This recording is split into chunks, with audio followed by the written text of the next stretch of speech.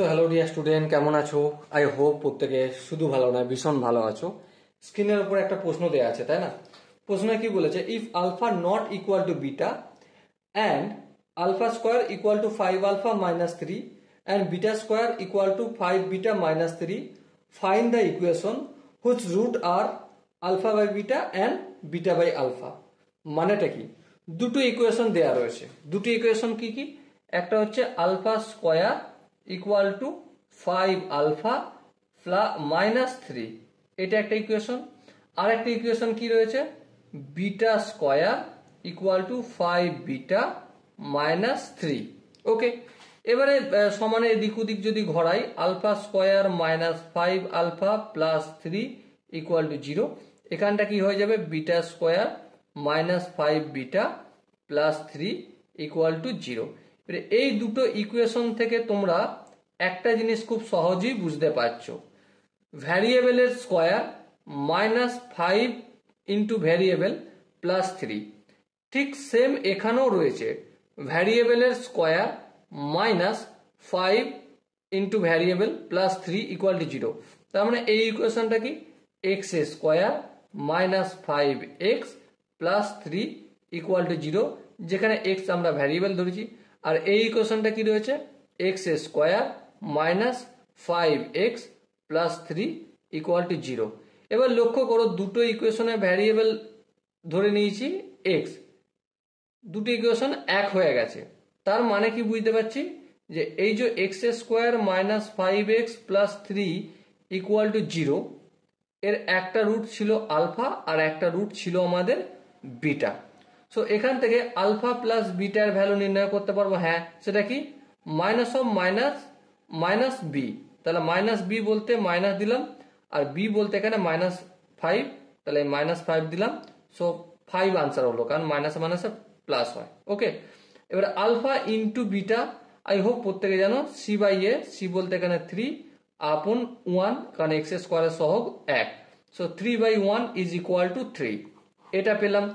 এবার কি বলা হয়েছে কোশ্চেনে, এমন একটা কোয়াড্রেটিক ইকুয়েশন গঠন করো যার একটা রুট হবে আলফা বাই বিটা আর একটা রুট হবে বিটা বাই আলফা।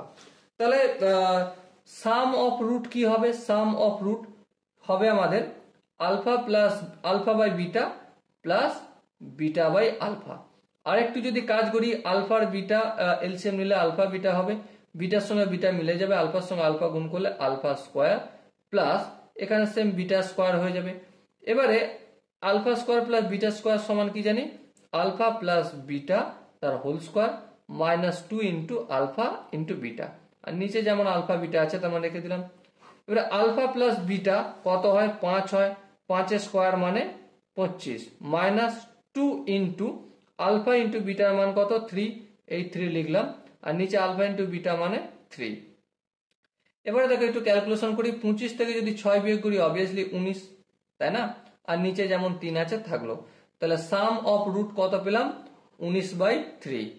এবারে প্রোডাক্ট অফ রুট কত হবে, alpha by beta into beta by alpha, alpha alpha কেটে গেল, বিটা বিটা কেটে গেল, সো প্রোডাক্ট অফ রুট পেলাম 1।